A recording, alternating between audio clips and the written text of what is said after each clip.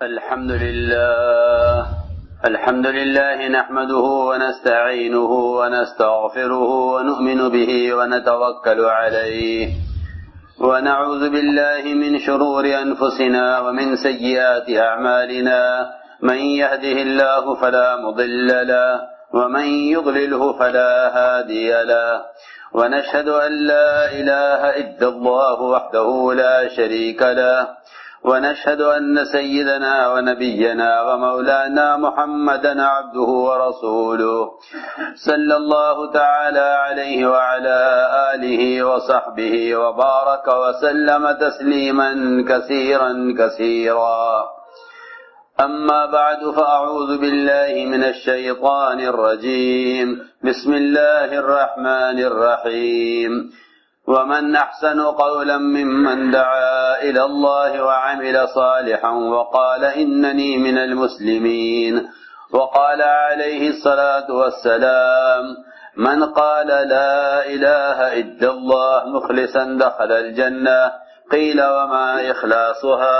قال أن تحجزه عن محارم الله أو كما قال عليه الصلاة والسلام. میرے محترم دوستو، بزرگو، عزیزو، سب سے اہم سوال یہ ہے کہ اس امت کے باوجود عبادات کے کرنے کے اور باوجود یہ کہ امت کا ایک مجموعہ وہ صحیح عبادات پر، صحیح معاملات پر، اچھے اخلاق پر، پاکیزہ معاشرے پر ایک مجموعہ قائم ہے، لیکن اس کے باوجود اللہ تعالیٰ کی غیبی نصرتیں نہیں ہیں. اس کے باوجود اللہ تعالیٰ کی غیبی نصرتیں نہیں ہیں. دور صحابہ میں ایک فرد کے عمل پر اجتماعی نصرت نازل ہوتی تھی. ایک فرد کے عمل پر اجتماعی نصرت نازل ہوتی تھی. اس زمانے میں ایک مجموعے کی عبادات مقبولہ پر بھی اللہ کی غیبی نصرت نازل نہیں ہو رہی ہے. یہ سوال ہر شخص کے ذہن میں ہونا چاہیے، جبکہ اس امت سے کے بارے میں آپ نے فرمایا صحابہ کرام سے کہ جو لوگ تمہارے بعد آئیں گے، فرمایا صحابہ سے جو لوگ تمہارے بعد آئیں گے ان میں ایک آدمی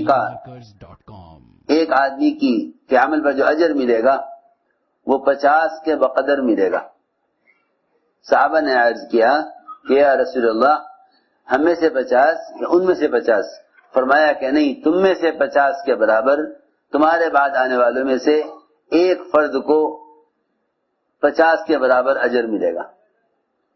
اور یہ فرمایا کہ روایت میں کہ تمہارے بعد آنے والے ایک مسلمان کی مدد تم میں سے 10 کے برابر کی جائے گی. تم میں سے 10 کے برابر کی جائے گی. آخر کیا بات ہے کہ امت ان نصرتوں سے، ان غیبی نصرتوں سے محروم ہے جو نصرتیں صحابہ کرام اور انبیاء علیہ السلام کے زمانوں میں نازل ہوئی ہیں. اس کی کیا وجہ ہے؟ اس کی وجہ صرف یہ ہے کہ امت نے دعوت الی اللہ کو چھوڑ دیا ہے. کیونکہ قرآن نے نصرت کے لیے، غیبی نصرت کے لیے، قرآن نے غیبی نصرتوں کے لیے دعوت کو شرط قرار دیا ہے. قرآن نے غیبی نصرتوں کے نزول کے لیے دعوت الی اللہ کو شرط قرار دیا ہے.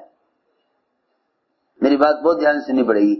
محض عبادات پر غیبی نصرتیں نازل نہیں ہوں گی. محض عبادات پر غیبی نصرتیں نازل نہیں ہوں گی. محض عبادات پر غیبی نصرتیں نازل نہیں ہوں گی. جب عبادات پر غیبی نصرتیں نازل نہ ہوں گی تو ان کا یقین عبادات سے بھی ہٹ جائے گا، اور عبادات سے ہٹ کر ان کا یقین اسباب و شغل کی طرف جائے گا. وہ یوں سمجھیں گے کہ عبادت اور اسباب کو جمع کرنے پر مدد ہوگی، بغیر اسباب اختیار کیے ہوئے محض عبادات سے نصرت نہ ہوگی. حالانکہ نصرتوں کے رک جانے کا سبب وہ دعوت الی اللہ کا چھوٹ جانا ہوگا. اس لیے خوب سمجھنا چاہیے کہ اللہ تعالی کی طرف سے نصرت کا ضابطہ کیا ہے، غیبی نصرت کا ضابطہ کیا ہے، اس کو جاننا چاہیے. کہ غیبی نصرت کا ضابطہ کیا ہے. غیبی نصرت کا ضابطہ کیا ہے؟ اللہ تعالیٰ نے قرآن میں شرط لگائی ہے، ان تنصر اللہ ینصرکم. آگے فرمایا وَيُثَبِّتْ أَقْدَامَكُمْ، کہ اگر تم اللہ تعالیٰ کے دین کے مددگار ہو تو اللہ تعالیٰ تمہارے مددگار بھی ہیں اور تمہارے قدموں کو تمہارے دین پر جمانے والے ہیں.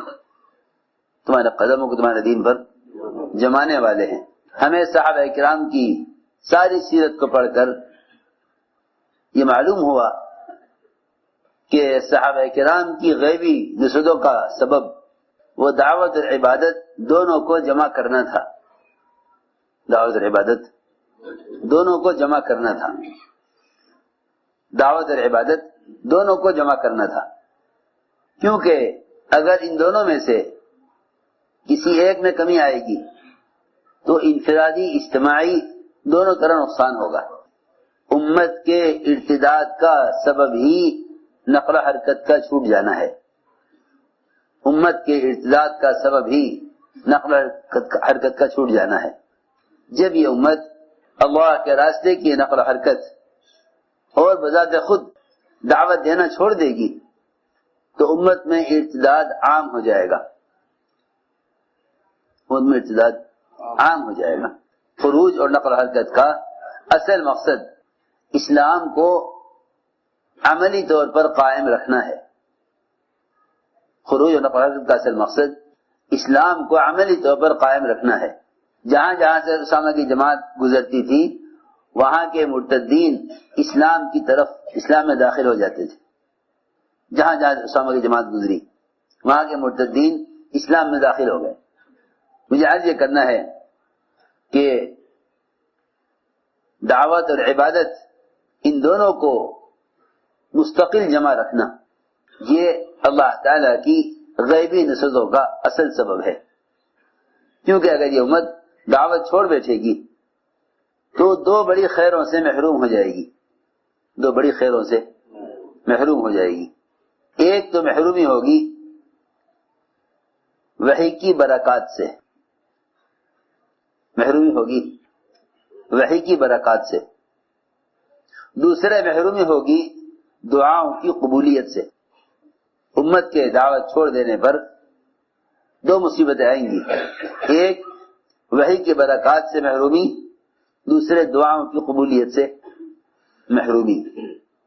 یہ فرمایا حدیث میں کہ جب یہ امت بھلائی کا حکم کرنا چھوڑ دے گی اور برائی سے روکنا چھوڑ دے گی تو ان کی دعائیں قبول نہ ہوں گی.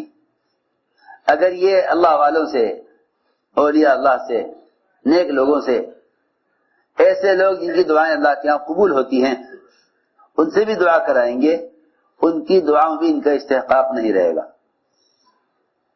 ان کی دعا میں ان کا حق نہیں رہے گا. دوسری بات یہ ہے کہ وحی کی برکات سے امت محروم ہو جائے گی.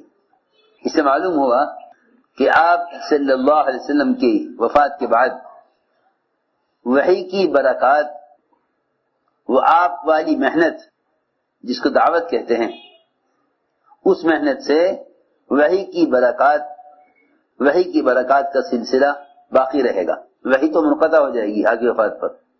وحی تو رک گئی آپ کی وفات پر. اب وحی کسی پر نہیں آئے گی.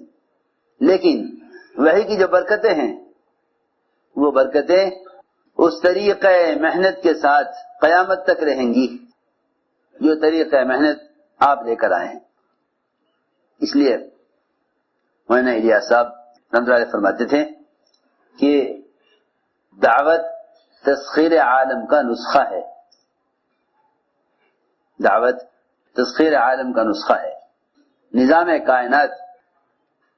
کائنات جب مسخر ہوگا جب یہ دعوت عبادت دونوں کو جمع کرے. محض عبادات سے تسخیر عالم کا وعدہ نہیں ہے. محض عبادات پر تسخیر عالم کا وعدہ نہیں ہے. تسخیر عالم کا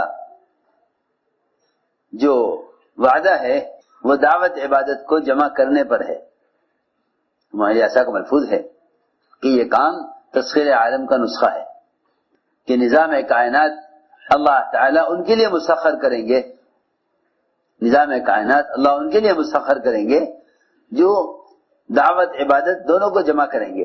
میں ضرور بات عرض کر رہا، جتنے بھی باطل سلطنتیں اور جتنا بھی باطل نظام تھا وہ اللہ تعالی کی غیبی نصرتوں کو دیکھ کر مغلوب ہوتا تھا. وہ اللہ کی غیبی نصرتوں کو دیکھ کر مغلوب ہوتا تھا. جب دیکھا اہل باطل نے کہ صحابہ سمندروں کے اوپر اس طرح چل کر آ رہے ہیں جیسے پکے راستے پر چلا جاتا ہے، تو وہ یہ کہہ کر بھاگے کہ یہ سب دیو ہیں. دیو کیا ہیں؟ دیو ہیں، یہ انسانی مخلوق نہیں ہے. یہ کہہ کر بھاگے کہ سب دیو ہیں. ہر سمجھتے تھے اللہ کے راستے کی نقل و حرکت اور دعوت اللہ کی وجہ سے اللہ تعالی مسلمانوں کے لیے نظام کائنات کو مسخر کرتے تھے. اس تصویر کو دیکھ کر اہل باطل یا تو راستے سے ہٹ جاتے تھے یا اس دین کو حق سمجھ کر دین میں داخل ہو جاتے تھے. اس لیے کہ یہ بات پکی بات ہے کہ اللہ تعالی کی مدد اس وقت تک نہ آئے گی جب تک ذمہ داری پوری نہ کی جائے، اور ذمہ داری اس وقت تک پوری نہ ہوگی جب تک خود جا کر دعوت نہ دی جائے. ذمہ داری اس وقت تک پوری نہ ہوگی جب تک خود جا کر دعوت نہ دی جائے. ذمہ داری اس وقت تک پوری نہ ہوگی جب تک خود جا کر دعوت نہ دی جائے. یہ پکی بات ہے کہ ہر مسلمان کا بذات خود دعوت دینا یہ اس کا اپنی ذمہ داری کو ادا کرنا ہے. میں مزید عرض کر دوں، کسی ذریعے سے دین کا پیغام پہنچا دینا دعوت نہیں ہے. کسی ذریعے سے دین کا پیغام پہنچا دینا دعوت نہیں ہے. کسی ذریعے سے دین کا پیغام پہنچا دینا دعوت نہیں ہے. جب دعوت کا لفظ بولو تو فوراً محمد صلی اللہ علیہ وسلم اور آپ کے صحابہ کرام کے طریقے محنت کی طرف متوجہ ہو. جب بھی لفظ دعوت کو سنو سوچو کہ دعوت محمد صلی اللہ علیہ وسلم اور آپ کے صحابہ کرام کا طریقہ محنت ہے. میں سچی بات عرض کر رہا، کسی بھی ذریعے سے دین کا پیغام پہنچا دینا دعوت نہیں ہے جب تک اس کا طریقہ محنت اور اس کے اصول محمد صلی اللہ علیہ وسلم اور آپ کے صحابہ کے اصول اور طریقے کے عین مطابق نہ ہو جائیں. اس وقت تک اس کو دعوت نہیں کہا جائے گا. دعوت تو محمد صلی اللہ علیہ وسلم اور آپ کے صحابہ کے طریقے محنت کا نام ہے. میں نے عرض کیا کسی بھی ذریعے سے دین کا پیغام پہنچا دینا دعوت نہیں ہے. اس لیے یہ بات سب سے پہلے سمجھنی چاہیے کہ اس زمانے میں دین کی اس قدر نشر و اشاعت ہے کہ اس نے اسباب اور وسائل دین کی باتوں کو پھیلانے کے لیے استعمال ہو رہے ہیں، لیکن اس سب کے باوجود بے دینی، ارتداد امت میں اور جہالت، وہ باوجود ان سارے ذرائع کے بے دینی اور جہالت اپنے عروج پر ہے. کیا وجہ ہے؟ وجہ اصل یہ ہے کہ وہ طریقہ محنت جس پر اللہ تعالی کی طرف سے ہدایت کے فیصلے ہوتے ہیں، وہ طریقہ محنت امت میں سے نکلا ہوا ہے. میں نے ایک بات عرض کی ہے، کسی بھی ذریعے سے دین کا پیغام پہنچا دینا دعوت نہیں ہے، بلکہ بذات خود دین کی دعوت کو لے کر دوسرے کے پاس جانا یہ دعوت ہے. یہ دعوت ہے. حضور اکرم صلی اللہ علیہ وسلم نے اگر بادشاہوں کو بھی دعوت دی ہے تو آپ نے جماعت بھیجی ہے. آپ نے جماعت بھیجی، خط لکھ کر دیا بادشاہ کسریٰ کے نام بطور ثبوت کے. جماعت کو بھیجا ہے آپ نے بطور اتمام حجت اور ذمہ داری کے پورا کرنے کے. خط سے ذمہ داری ادا نہ ہوئی، جماعت کے بھیجنے سے ذمہ داری پوری ہوئی. میری بات بہت توجہ سننی پڑے گی. حالانکہ اس زمانے میں بھی ڈاک کا نظام تھا. ایک منزل سے دوسری منزل تک گھوڑے ہوتے تھے تیز جو خط کو آگے پہنچاتے تھے. اس زمانے میں بھی ڈاک کا نظام اس زمانے کے اعتبار سے چلتا تھا. آپ نے کسریٰ کو خط ڈاک سے نہیں بھیجا، کسرا کو خط ڈاک سے نہیں بھیجا، صحابہ کی جماعت کو خط دیا.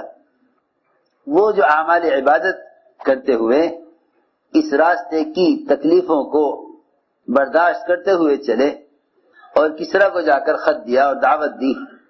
کسرا نے خط پھاڑ دیا، کسرا نے خط کو پھاڑ دیا، کسرا نے خط کو پھاڑ دیا.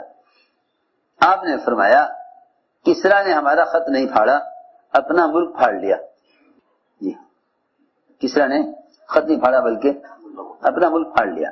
ادھر کسرا کو یہ بات برداشت نہ ہوئی کہ میرا نام بعد میں لکھا گیا ہے اور محمد صلی اللہ علیہ وسلم کا نام پہلے لکھا ہے، یہ بات برداشت نہ ہوئی. اور انہیں کیسے ہمت ہوئی کہ وہ مجھے اپنے دین کی طرف دعوت دیں. اس نے حکم دیا یمن کے گورنر کو کہ 2 آدمی بھیجو جو نعوذ باللہ محمد صلی اللہ علیہ وسلم کو قید کر کے میرے پاس لائیں. صرف 2 آدمی، 2 آدمی. اس کے خیال میں 2 آدمیوں کا بھیج دینا کافی تھا آپ کو قید کرنے کے لیے.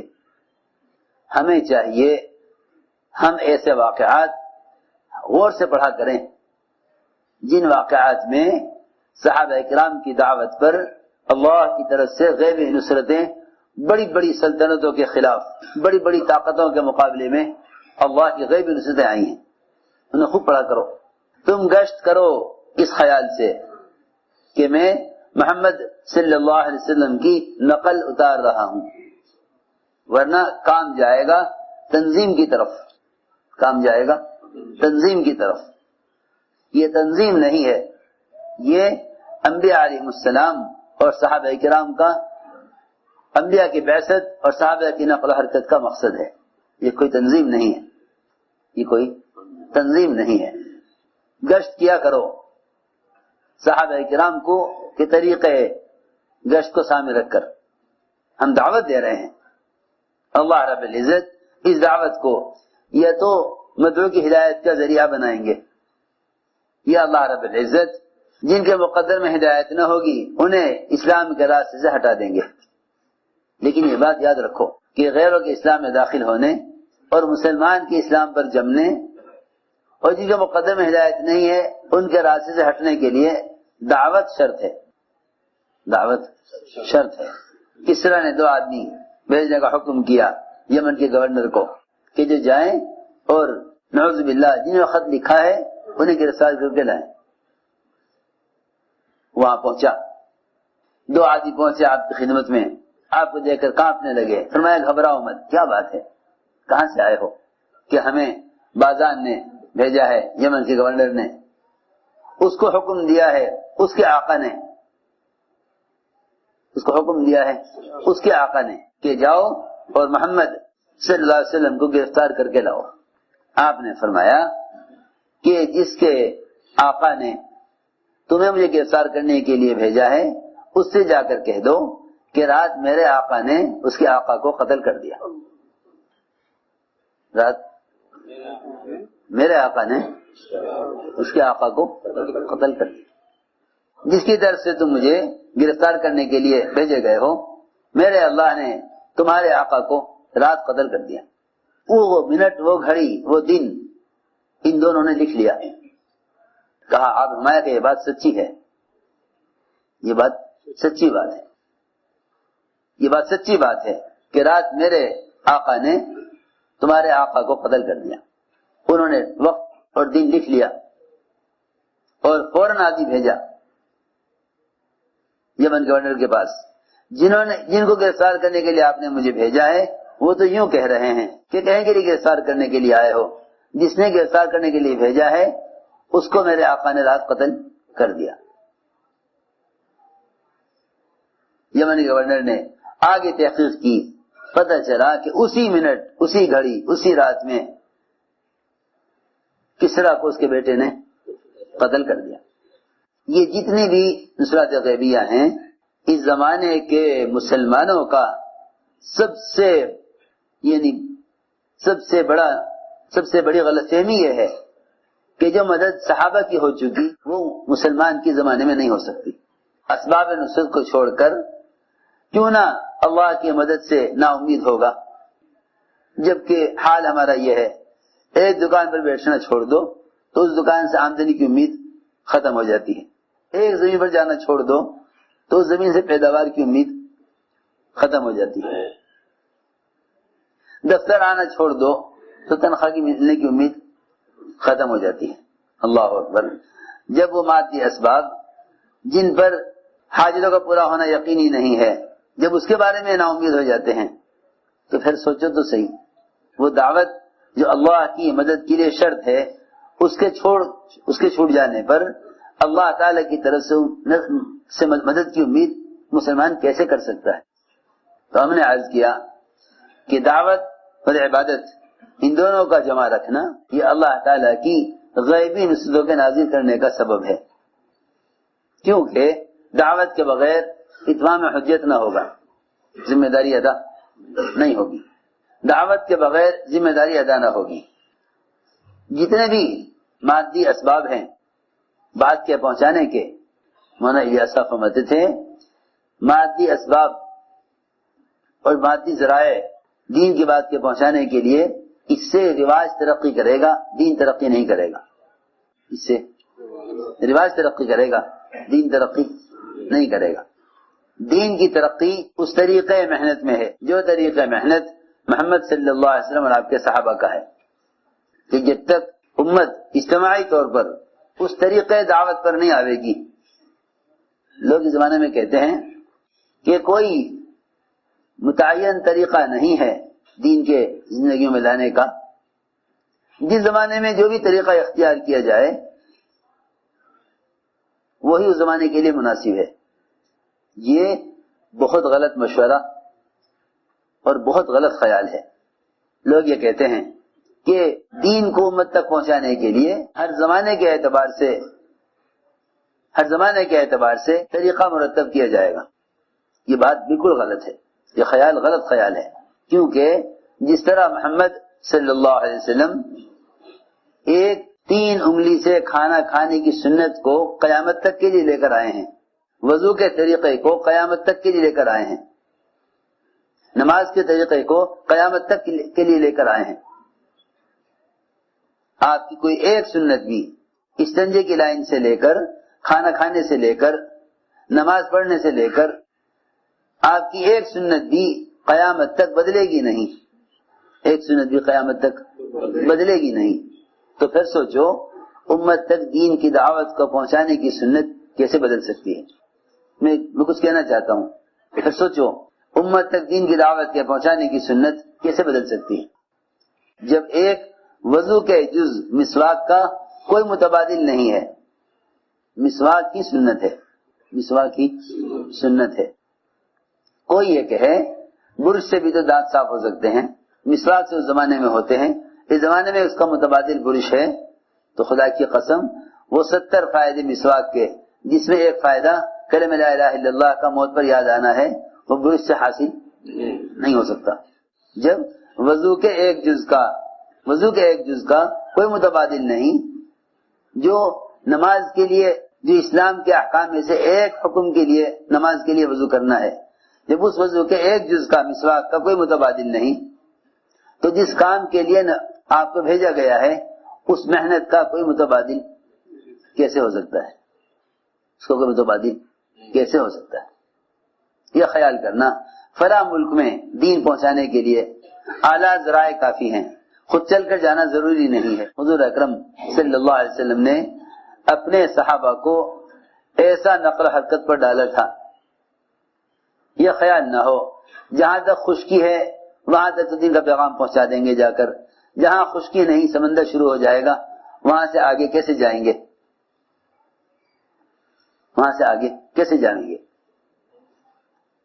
تم جانا طے کرو، پہنچانا ہمارے ذمہ ہے، تم جانا طے کرو، پہنچانا ہمارے ذمہ ہے۔ اللہ اکبر۔ ابن ماجہ شریف کی روایت ہے، کیسا اس امت کو نقل حرکت پر ڈالا گیا تھا۔ ابن ماجہ شریف کی روایت ہے کہ جو شخص اللہ کے راستے میں سمندری سفر کرے، اللہ کے دین کے پیغام کو کسی دوسری سرحد پر دوسرے ممالک میں سمندر پار پہنچانے کے لیے سمندری راستے سے سفر کرے اور اس میں اس کی وفات ہو جاوے تو اللہ کے یہاں اس کا مقام اتنا اونچا ہے کہ اللہ اس کی روح خود نکالیں گے، فرشتوں سے نہیں نکلوائیں گے،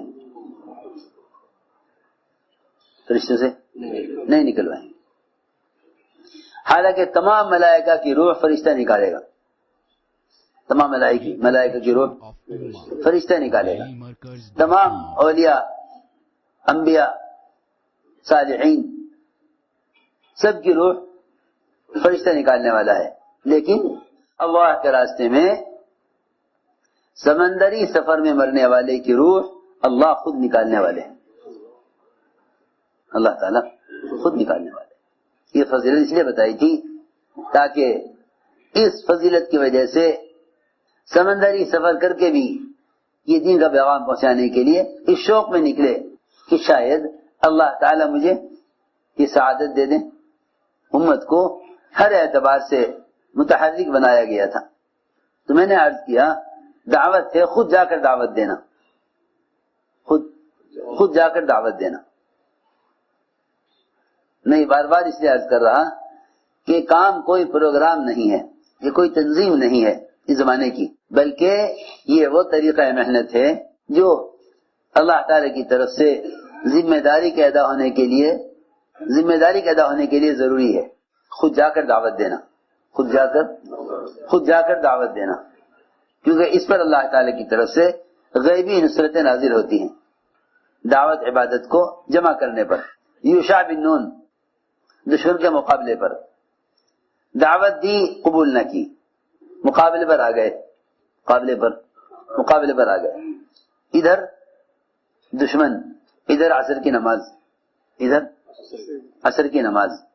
ادھر دشمن۔ اے اللہ ہم کیا کریں؟ نماز تیرا حکم، دعوت دینا بھی تیرا حکم، دعوت دینا بھی تیرا حکم۔ یہ بات یاد رکھنا، دعوت اور عبادت ان دونوں کی فرضیت میں کوئی فرق نہیں ہے، دعوت عبادت کی فرضیت میں کوئی فرق نہیں ہے، دعوت اور عبادت ان دونوں کی فرضیت میں کوئی فرق نہیں ہے، پکی بات ہے۔ تو قرآن نے صاف طور پر کہا ہے کہ دعوت کے بغیر یہ امت خسارے سے بچ نہیں سکتی، قرآن نے صاف کہا کہ دعوت کے بغیر یہ امت خسارے سے بچ نہیں سکتی، کیونکہ خسارے سے بچنے کے اسباب دو نہیں ہیں، ایمان اور اعمال صالحہ، بلکہ خسارے سے بچنے کے اسباب چار ہیں، ایمان، اعمال صالحہ، تواصی بالحق، تواصی بالصبر۔ خسارے سے بچنے کے اسباب علماء نے چار لکھے ہیں، علماء نے چار اسباب لکھے ہیں خسارے سے بچنے کے لیے۔ ان چار میں سے اگر ایک بھی کم ہو گیا تو امت خسارے سے بچ نہیں سکے گی۔ چار اسباب لکھے علماء نے خسارے سے بچنے کے۔ تو میں نے عرض کیا کہ دعوت اور عبادت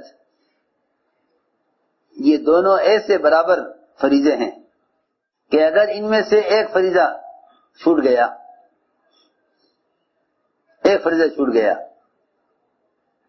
تو اللہ کی مدد نہ اترے گی۔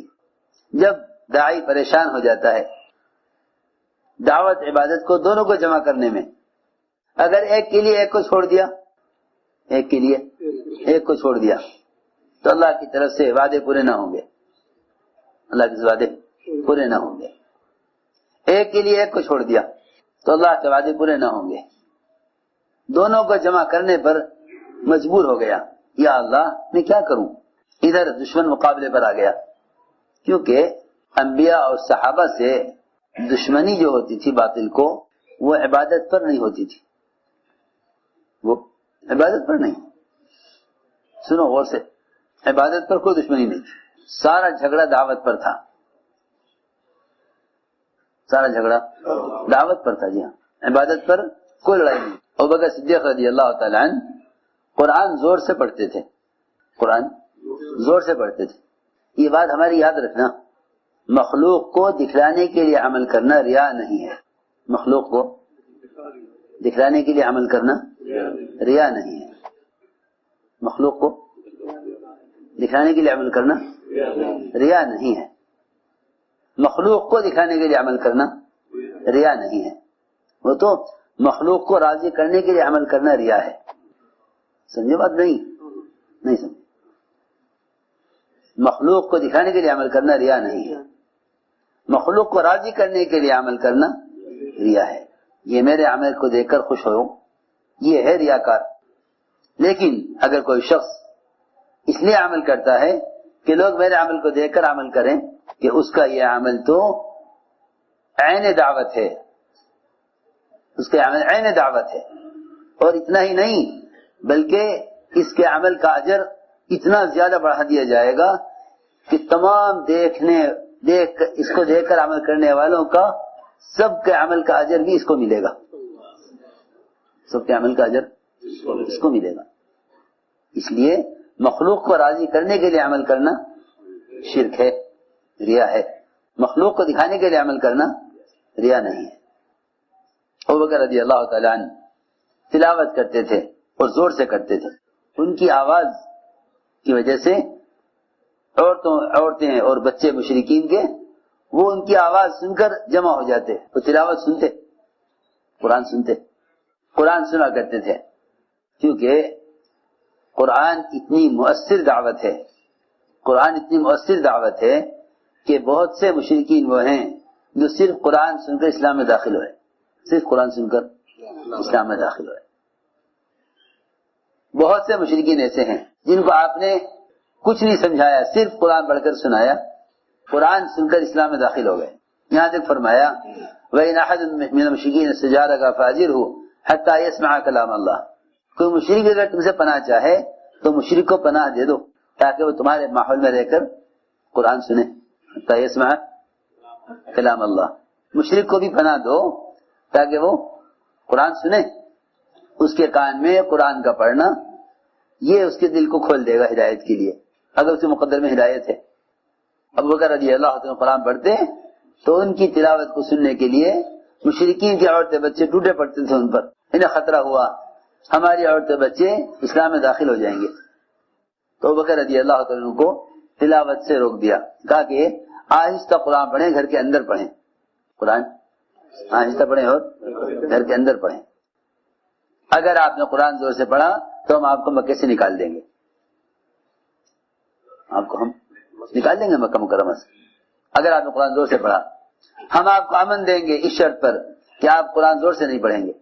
تو ابوبکر نے فرمایا اپنا امان واپس لے لیں، میں تو قرآن زور سے پڑھوں گا، قرآن زور سے پڑھوں گا. یہ نہیں کہ اگر مکے والوں کو قرآن کے زور سے پڑھنے سے اختلاف ہے تو بھئی ہم چھوڑ دیں گے قرآن زور سے پڑھنا.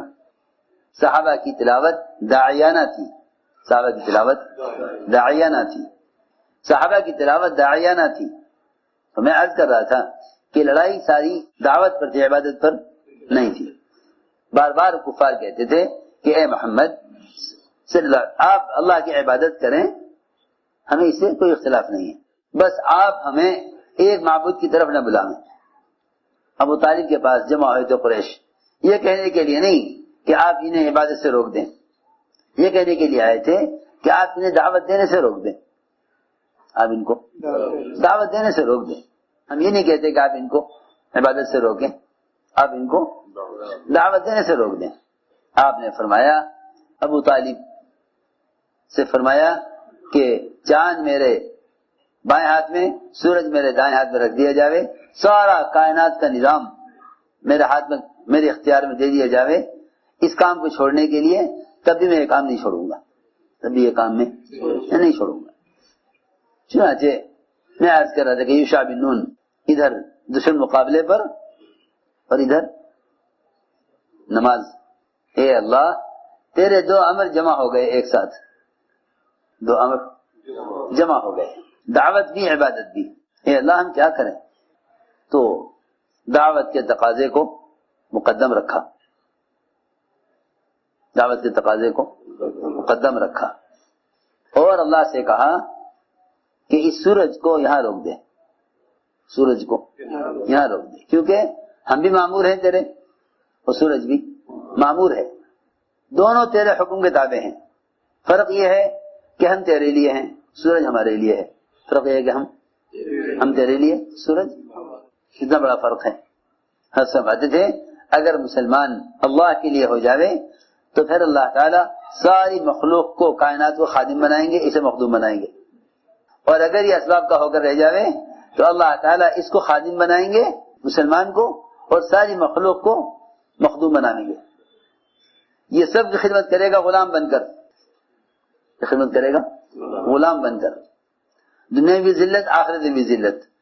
اللہ تعالیٰ نے مسلمان کو مخدوم بنایا تھا، ساری کائنات کو خادم بنایا. چنانچہ یوشع بن نون نے کہا اے اللہ سورج کو یہاں روک دے، سورج کو یہاں روک دے. سورج ٹھہر گیا، سورج ٹھہر گیا. انتظار کیا سورج نے کہ جب تک یہ فارغ نہ ہو جاوے، دشمن سے فتح نہ ہو جاوے، اس وقت تک سورج اپنی جگہ سے حرکت نہیں کرے گا. سورج حرکت نہیں کرے گا.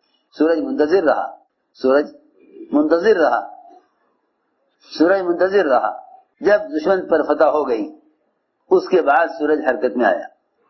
اس کے بعد سورج حرکت میں آیا کہ سورج جب غروب ہوگا، جب ہم دشمن سے فارغ ہو کر عصر کی نماز ادا کریں. صحابی جیل میں، صحابی جیل میں، اور جیل میں ان کو جنابت کی حالت پیش آ گئی، غسل کی حاجت. اے اللہ مجھے نماز پڑھنی ہے، یہ نہیں کہ میں نماز کا مکلف نہیں ہوں. سمجھتے تھے کہ جو اسباب کی وجہ سے اللہ کے اوامر کو چھوڑ دیتے ہیں، یا اسباب نہ ہونے کی وجہ سے، اسباب نہ ہونے کی وجہ سے اپنے آپ کو عمل کا مکلف نہیں سمجھتے، وہ اعمال کی برکتیں اور اعمال پر ظاہر کے خلاف نصرتیں کبھی نہیں دیکھ سکتے. جو اسباب کی وجہ سے اعمال کو چھوڑ دیں گے، مثلا وہ یوں کہتے کہ میں تو جیل میں ہوں، یہاں پانی کا انتظام نہیں ہے، پانی کا انتظام نہیں ہے اور میں جیل میں ہوں. جان کا بچانا فرض ہے. اس زمانے میں مسلمان دین کو ضائع کر کے جان مال کے بچانے کو فرض سمجھتا ہے، حالانکہ دین کا ضائع کرنا وہ جان و مال کو باوجود ساری کوشش کے ضائع کرا دے گا. یہ جان و مال کی حفاظت کو دین کے مقابلے میں فریضہ سمجھتے ہیں کہ جان کا بچانا فرض ہے. جان بچانا فرض ہے. سنو تو صحیح کیسا عجیب قصہ ہے. یہ سوچتے صحابی کہ جان بچانا فرض ہے، یہ نہیں سوچا کہ جان بچانا فرض ہے، بلکہ یہ خیال کیا کہ نماز کو بچانا فرض ہے. نماز بچانا فرض ہے، نماز ضائع نہ ہو جائے. یہ نہ کہا جان بچانا فرض ہے، یہ سوچا کہ نماز ضائع نہ ہو جائے. جیلر سے کہا کہ ہمیں غسل کے لیے پانی چاہیے. اس نے کہا کہ غسل کا پانی نہیں ملے گا، پانی صرف پینے کے لیے ملے گا، پانی صرف پینے کے وقت پانی ملے گا، اس کے علاوہ غسل کے لیے پانی نہیں ملے گا. ہمارا جیسا کوئی ہوتا نکما یہ کہتا کہ بھئی میں کیا کر سکتا ہوں، میں تو مجبور ہوں، میں تو مجبور ہوں. اس زمانے میں جتنے بھی اللہ مجھے معاف فرمائے ساری دنیا میں بکھرے ہوئے مسلمان ہیں. جب باطل کی طرف سے شریعت کے خلاف کوئی قانون آتا ہے تو مسلمان یہ کہہ کر بے فکر ہو جاتا ہے کہ ہم تو مجبور ہیں، ہم کیا کر سکتے ہیں. حالانکہ اگر اللہ کے امر کو پورا کرنے کے لیے قائم رہتے تو اللہ رب العزت ساری سلطنتوں کو، سارے حکام کو ان کے سامنے مجبور کر کے دکھلاتے کہ مجبور مسلمان نہیں ہے، مجبور تو ان کے علاوہ جتنی بھی شکلیں، باطنی شکلیں ہیں وہ سب مجبور ہیں، ان کے مقابلے ان کے سامنے سب مجبور ہیں. ورنہ اس زمانے میں مسلمان مجبور ہے. اور بات یاد رکھو کہ مسلمان دعوت اللہ کے بغیر اللہ کیا معذور نہیں سمجھا جائے گا، اللہ کیا معذور نہیں سمجھا جائے گا. صحابی نے یہ نہ کہا کہ بھئی جب پانی نہیں ہے تو غسل نہیں ہے، غسل نہیں ہے تو نماز نہیں. اے اللہ مجھے تو نماز پڑھنی ہے، مجھے تو نماز پڑھنی ہے. اے اللہ مجھے تو نماز پڑھنی ہے، تو کر انتظام. اللہ کی شان. جیلر نے کہا کہ پینے کا پانی ملے گا صرف. صحابی نے کہا کہ تم مجھے پینے کا پانی 2 دن کا اکٹھا دے دو. پینے کا پانی 2 دن کے لیے 2 دن کا پانی اکٹھا دے دو, 2 دن کا پانی اکٹھا مل جائے گا, میں غسل کر لوں گا اور 2 دن تک پیاس برداشت کر لوں گا. اللہ, ایک نماز کے لیے کتنی 2 دن کی پیاس, نماز کے لیے 2 دن کی پیاس برداشت ہو جائے گی. 2 دن کی پیاس برداشت کر لوں گا کیا کے لیے, نماز کے لیے. 2 دن کی پیاس برداشت کر لوں گا نماز کے لیے. لیکن جیلر نے کہا نہیں, پینے کا پانی اکٹھا نہیں دیں گے 2 دن کا, آج کا پانی آج دیں گے, کل کا پانی کل دیں گے. ہمارا حال یہ ہے کہ جب اللہ کے کسی امر کے مقابلے میں کوئی رکاوٹ آتی ہے غیروں کی طرف سے, تو مسلمان یہ کہہ کر دین چھوڑ دیتا ہے کہ بھئی ہم تو کچھ کر نہیں سکتے, قانون اس طرح کا ہے. حالانکہ اللہ تعالی دیکھنا چاہتے ہیں کہ اگر یہ تھوڑا سا جم جاوے, اگر یہ تھوڑا سا بھی جم جاوے تو ہم اس کے لیے ہمیشہ کے لیے رکاوٹیں ہٹا دیں. صحابی نے طے کر لیا کہ 48 گھنٹے صبر کر لیں گے پیاس کو, لیکن نماز کو صبر نہیں کر سکتے. جیلر نے کہا کل کا پانی کل ملے گا, آج کا پانی آج ملے گا, اور یہ پانی غسل کے لیے کافی نہیں. اللہ کی شان, آسمان سے بادل اترا اور جیل کے اندر داخل ہوا اور صحابی نے اس پانی سے غسل کیا. تم دعوت عبادت کو جمع کرو, ہم نظام کائنات کو تمہارے لیے مسخر کریں گے. حضرت حیات الصحابہ میں صحابہ کی دعوت اور نقل و حرکت پر ظاہری نظام کے, کائناتی نظام کے مسخر ہونے کے واقعات جمع کیے ہیں. ہم ان کو پڑھتے نہیں ہیں, ان کو ہم پڑھتے نہیں ہیں. حیات الصحابہ میں حضرت نے وہ تمام غیبی نصرتیں جو دعوت اللہ کی وجہ سے نازل ہوئی ہیں, ان ساری غیبی نصرتوں کے واقعات جمع کیے ہیں کہ دعوت پر صحابہ کرام کے ساتھ اللہ کی غیبی نصرتیں کیسے نازل ہوئی. ساری بات میں نے یہ سمجھانے کے لیے عرض کی ہے کہ سب سے پہلے یہ سمجھنا پڑے گا کہ دعوت کیا ہے. دعوت صحابہ کرام کا طریقہ محنت کا نام ہے. صحابہ کا طریقہ محنت, یہ بات نہیں ہے کہ طریقہ اس زمانے میں جیسے چاہو اختیار کر لو, نہیں, ایک متعین طریقہ محنت ہے. متعین طریقہ محنت ہے, ایک متعین طریقہ محنت ہے. جو شخص جہاں جس حال میں بھی تھا وہ دعوت اللہ کے ساتھ تھا. اس کی وجہ سے اسلام میں آمد ہی آمد تھی, نکلنے کا راستہ کوئی نہیں تھا. اسلام میں آمد ہی آمد تھی, نکلنے کا راستہ نہیں تھا. ہر شخص اپنی جگہ دین کی دعوت کے ساتھ تھا. انبیاء علیہ السلام جتنے چاہے خطرے میں ہوتے, لیکن وہ سمجھتے تھے کہ ان خطرات کی وجہ سے دعوت کا چھوڑ دینا خطرات کو اور پریشانیوں کو بڑھانا ہے. خطرات و پریشانیوں کو بڑھانا ہے. وہ سمجھتے تھے کہ اللہ کے راستے کے خروج اور نقل و حرکت میں کمی کا آنا یہ اس سے بڑے فتنے اس سے برے حالات لاوے گا. منافقین یہ کہتے تھے کہ اے محمد صلی اللہ علیہ وسلم, آپ جس رخ پر جانے کے لیے فرما رہے ہیں اس رخ پر ہمیں فتنے کا اندیشہ ہے, اس رخ پر ہمیں فتنے کا اندیشہ ہے, لہذا ہمیں مدینے میں رہنے دیجئے, ہمیں فتنے میں نہ ڈالیے. سنو, کچھ غور سے سنو. ایک قسم ایسی بھی ہے جو یوں کہیں گے کہ بھئی یہ بھی فتنوں کا فتنہ ہے, لہذا فتنے کی وجہ سے مدینے میں رہو, باہر نہ نکلو. وَمِنْهُمْ مَنْ يَقُولُ ذَلِّي وَلَا تَفْتِنِّي. ایسے بھی ہیں منافقین جو کہتے تھے کہ ہمیں آپ مدینے میں رہنے دیجئے, ہمیں باہر نکال کے فتنے میں نہ ڈالیے, کیونکہ روم کا حسن و جمال ہم سے دیکھا نہ جائے گا, ایسا نہ ہو ہم کسی فتنے میں پڑ جائیں, لہذا ہمیں تو آپ مدینے میں رہنے دیجئے. اللہ نے فرمایا الا فی الفتنۃ سقطوا, کہ یہ تو فتنہ میں پڑ چکے, ان کا نہ نکلنا, ان کا نہ نکلنا اس سے زیادہ بڑا فتنہ ہے.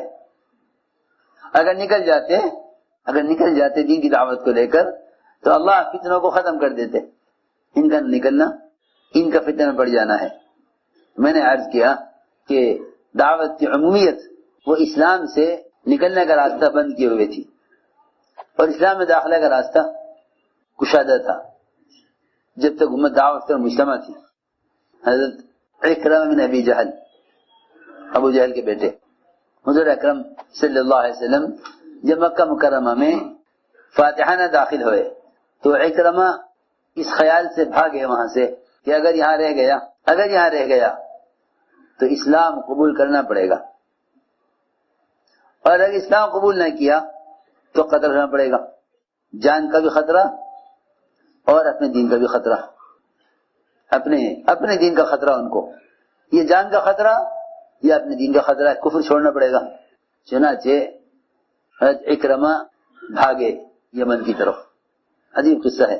بھاگے یمن کی طرف، ساحل پر آئے اور آ کر کشتی والے سے بات کی کہ مجھے یمن پہنچا دے، صرف اسلام سے بھاگنے کے لیے. جیسے ہی کشتی میں نکل کر سمندر میں کی طرف آئے، سفر شروع ہوتے ہی طوفان آ گیا، ایسا سخت طوفان کہ جان خطرے میں آ گئی، کشتی الٹنے لگی. حضرت اکرمہ نے کہا کشتی والے سے کہ بھائی کوئی نجات کا راستہ بھی ہے، کوئی نجات کا راستہ بھی ہے. کشتی والے نے کہا کہ نجات کا تو ایک ہی راستہ ہے، نجات کا تو ایک ہی راستہ ہے کہ تم اخلاص والا کلمہ کہہ لو، نجات ہو جائے گی. کیا کہہ لو؟ اخلاص والا کلمہ کہہ لو، نجات ہو جائے گی. اخلاص کا کلمہ کہو، نجات ہو جائے گی. اکرمہ نے کہا کشتی والے سے وہ اخلاص والا کلمہ کیا ہوتا ہے؟ کشتی والے نے کہا کہ لا الہ الا اللہ کا اقرار کر لو تو نجات ہو جائے گی. کیا کہہ لو؟ لا الہ الا اللہ محمد رسول اللہ کہہ لو، اس کلمے کو قبول کر لو، نجات ہو جائے گی. اکرمہ نے کہا میں اس کلمے لا الہ الا اللہ سے بچ کے تو یمن بھاگ رہا، مجھے کلمہ پڑھنا ہوتا، یہ کلمہ قبول کرنا ہوتا تو میں یمن کیوں بھاگتا. کشتی والے نے دعوت دی، نجات کا راستہ تو یہی ہے. ادھر بیوی نے اشارہ کیا ساحل سے، کپڑا ہلایا، یہ واپس آئے. کشتی والا دعوت دے کر واپس لایا. دیکھو ہمیشہ یاد رکھو، داعی وہ ہوتا ہے جو دعوت دے کر اپنے ماحول میں لے کر آتا ہے. کشتی والے نے دعوت دے کر چھوڑ نہ دیا کہ بھئی میں نے تمہیں دعوت دے دی ہے، تمہیں اختیار ہے، چاہو تم یمن جاؤ، چاہو تم مکہ مکرمہ واپس آؤ، میں تمہیں دعوت دے دی. نہیں، ہر سمجھتے تھے دعوت دے کر اپنے ساتھ اپنے ماحول میں رکھو، دعوت دے کر اپنے ماحول میں رکھو. دیکھو انفرادی دعوت یہ بڑی طاقتور چیز ہے. انفرادی دعوت یہ بڑی طاقتور چیز ہے. انفرادی دعوت، اس میں داعی کی بڑی ترقیاں ہیں، اس میں داعی کے لیے بڑی ترقی ہے. انفرادی دعوت، اس میں داعی کے لیے بڑی ترقی ہے. تو حضرت اکرمہ واپس آئے. بیوی نے کہا کہ میں نے حضور اکرم صلی اللہ علیہ وسلم سے تمہارے لیے امن لے لیا ہے، تم قتل سے مت گھبراؤ، قتل سے مت گھبراؤ. دیکھو سنو، داعی کا مزاج یہ ہوتا ہے کہ وہ ستانے والوں کا ایسا استقبال کرتا ہے جیسا ان کا اس پر کوئی بڑا احسان ہے. ستانے والوں کا اس پر کوئی بڑا احسان ہے. ہم اکرام کرتے ہیں احسان کرنے والوں کا، ہم اکرام کرتے ہیں احسان کرنے والوں کا. محسن کا اکرام کرنے سے امت نہ بنے گی، اذیت دینے والوں کا اکرام کرنے سے امت بنے گی. ہم اکرام کرتے ہیں احسان کرنے والوں کا. آپ اکرام کرتے تھے ستانے والوں کا. یہ نہیں کہ باپ کا بدلہ، ابو جہل کا بدلہ بیٹے سے لیتے کہ موقع ہاتھ لگا ہے، اس کے باپ نے بہت ستایا ہے، چلو اتنا تو ہو کہ باپ کا بدلہ بیٹے سے لے لیں. ادھر بیوی نے کہا میں نے آپ کے لیے امن لے لیا. حضرت اکرمہ بیوی کے ساتھ چلے. جب اندازہ ہو گیا کہ میں قتل نہیں کیا جاؤں گا، چلے بیوی کے ساتھ. راستے میں حضرت اکرمہ نے بیوی سے صحبت کرنی چاہیے. جیسے ارادہ صحبت کا کیا بیوی نے کہا نہیں آپ مجھ سے نہیں مل سکتے۔ کیوں؟ تو میری بیوی نہیں ہے؟ کہ ہاں، لیکن آپ مجھ سے صحبت نہیں کر سکتے۔ کیوں نہیں کر سکتا؟ کہ دیکھیے بات یہ ہے کہ میرا اور آپ کے درمیان جو رکاوٹ ہے وہ کفر ہے۔ آپ کافر ہیں، میں مسلمان، آپ مجھ سے صحبت نہیں کر سکتے۔ کیونکہ جب مسلمان خواہش کے لیے دین کو قربان کرتا ہے تو غیروں کے دلوں سے اسلام کا رعب نکل جاتا ہے، اور جب مسلمان دین کے لیے خواہش کو قربان کرتا ہے تو غیروں کے دلوں میں اسلام کا رعب بیٹھ جاتا ہے۔ یہ اصولی بات ہے۔ اس زمانے میں باطل کے دلوں سے جتنا اسلام کا رعب نکلا ہوا ہے صرف مسلمان کی خواہشات کی وجہ سے۔ اگر مسلمان خواہش کو قربان کرے حکم کے لیے، مسلمان خواہش کو قربان کرے حکم کے لیے، تو غیروں کے دلوں میں اسلام کا رعب بیٹھ جائے گا۔ بہت چاہا اکرمہ نے بیوی سے صحبت کرنا، لیکن بیوی نے کہا نہیں، جب تک اسلام نہیں لاؤ گے آپ مجھ سے صحبت نہیں کر سکتے۔ حالانکہ عورت کی خواہش مرد سے کہیں زیادہ ہوتی ہے، لیکن ام حکیم نے منع کر دیا کہ نہیں آپ مجھ سے نہیں مل سکتے۔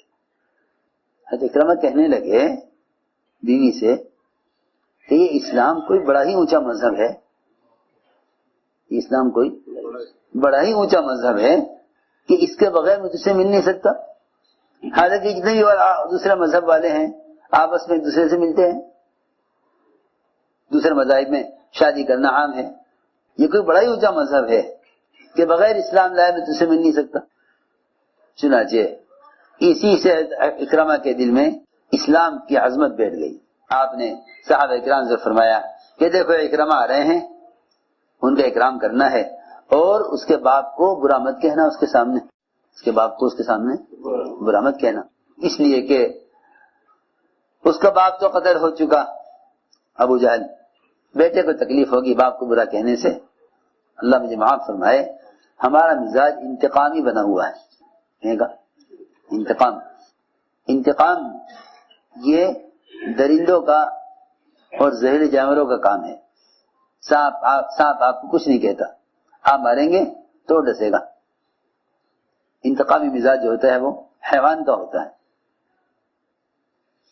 انتقامی مزاج حیوان کا ہوتا ہے، انتقام لیں گے۔ جن کے دلوں میں انتقام کا جذبہ ہوتا ہے نا، وہ قوم کی ہدایت کا ذریعہ نہیں بنتے۔ جن کے دلوں میں انتقام کا جذبہ ہو وہ قوم کی ہدایت کا ذریعہ نہیں بنا کرتے۔